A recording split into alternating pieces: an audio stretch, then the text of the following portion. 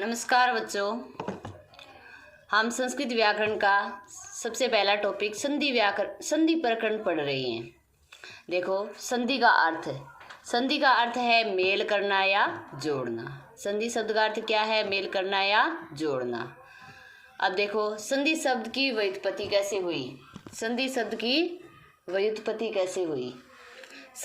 की व्युत्पत्ति देखो, सम उपसर्ग।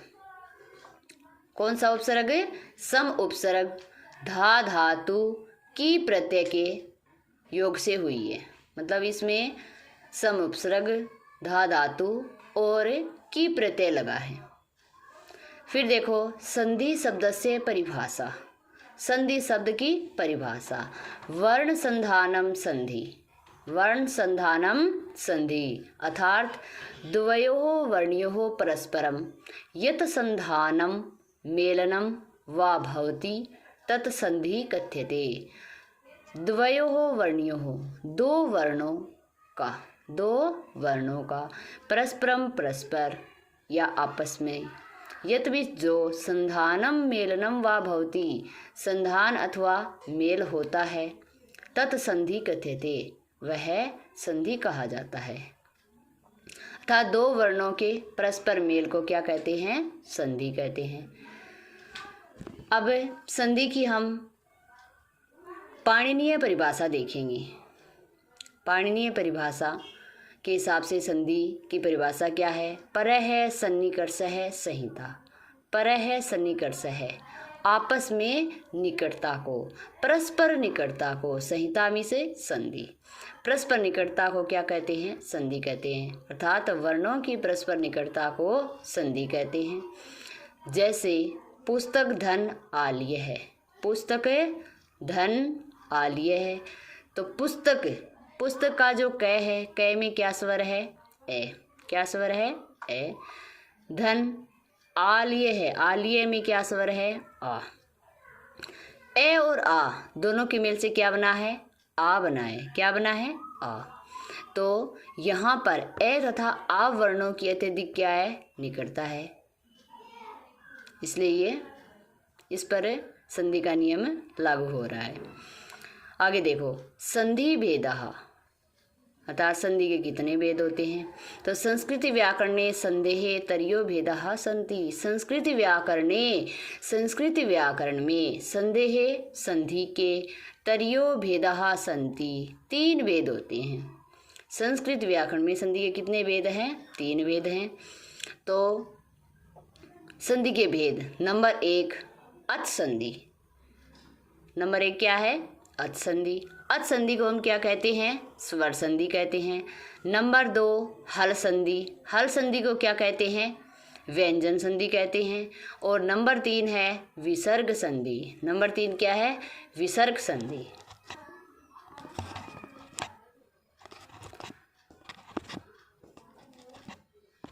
नंबर 3 विसर्ग संधि है।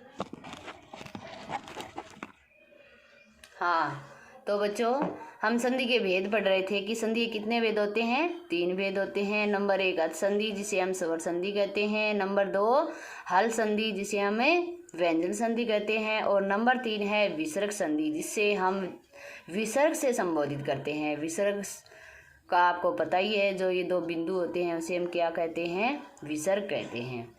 तो अब सबसे पहले अच संधि है अर्थात स्वर संधि, उसके बारे में जानेंगे। देखो, अच संधि अर्थात स्वर संधि। अच संधि अर्थात स्वर संधि। स्वराणाम मेलनेन स्वरों के मेल से या संधि भवति जो संधि होती है, सा स्वर संधि भवति वह कौन सी संधि होती है? स्वर संधि होती है। अर्थात स्वरों के मेल से जो संधि होती है वह स्वर संधि होती है। अर्थात स्वरों के मेल से जो परिवर्तन होता है उसे हम क्या कहते हैं? स्वर संधि कहते हैं। जैसे महाधन इंद्र है, महाधन इंद्र है शब्द क्या बन जाएगा? महेंद्र है। क्या बन जाएगा? महेंद्र है। तो यह हा में क्या स्वर है? आ। आगे इंद्र का ई, आ और ई के संयोग से क्या बना? ए। तो इस उदाहरण में आ एवं ई, इन दो स्वरों का क्या हुआ है, मेल हुआ है। दो स्वरों का क्या हुआ है, मेल हुआ है। आगे देखो, स्वर संधि के भेद। स्वर संधि के भेद, स्वर संधि के प्रमुख भेद निम्नलिखित है। नंबर 1 दीर्घ संधि, नंबर 2 गुण संधि, नंबर 3 वृद्धि संधि, नंबर 4 यण संधि, नंबर 5 अयादि संधि, नंबर 6 पूर्व रूप संधि, नंबर 7 पररूप संधि। ये सारे भेद आपने 8th क्लास में पढ़े हैं। नंबर 8 है प्रकृति भाव संधि। प्रकृति भाव संधि का विशेष कोई महत्व नहीं होता है, 7 नंबर तक ही ज़्यादा महत्व है। 9th के सिलेबस के हिसाब से अगर देखते हैं तो यहाँ दीर्घ संधि, गुण संधि, वृद्धि संधि, यण संधि और अयादि संधि, इतनी संधियों का मतलब इतनी संधियों के बारे में सिलेबस में दिया गया है। तो देखो, सबसे पहले हम कौन सी संधि पढ़ेंगे, दीर्घ संधि पढ़ेंगे। कौन सी पढ़ेंगे, दीर्घ संधि।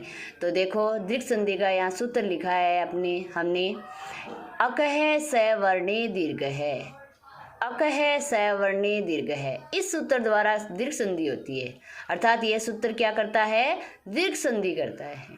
अकह सवर्णे दीर्घ सूत्र क्या करता है, दीर्घ संधि करता है। अब इसकी परिभाषा देखो, यदि ए ई उ री, ए आ भी कह सकते हैं, ए तो ह्रस्व स्वर है, दीर्घ स्वर है, का क्या हो जाएगा आ। ई यहाँ ह्रस्व स्वर है, ई का दीर्घ स्वर क्या हो जाएगा बड़ी ई। उ ये ह्रस्व स्वर है और इसका दीर्घ स्वर क्या हो जाएगा बड़ा उ। री, ये री भी क्या है, ह्रस्व स्वर है और इसका दीर्घ स्वर री। तो ए ई उ री वर्णों के सामने समान स्वर आने पर, समान स्वर मतलब ए के सामने ए भी आ सकता है, ए के सामने आ भी आ सकता है, आ धन आ भी आ सकता है, ऐसे ई धन ई, उ धन उ, री धन री। तो ए ई उ री वर्णों के सामने समान स्वर आने पर दोनों स्वरों के स्थान पर दीर्घ एकादेश हो जाता है, दीर्घ आदेश हो जाता है। क्या हो जाता है, दीर्घ आदेश हो जाता है। अर्थात ए धन ए है तो आ हो जाएगा, ई धन ई है तो बड़ी ई हो जाएगी, उ धन उ है तो बड़ा उ, और री धन री है तो बड़ी री हो जाएगी। जैसे हम यहाँ देखेंगे, ए धन ए बराबर आ।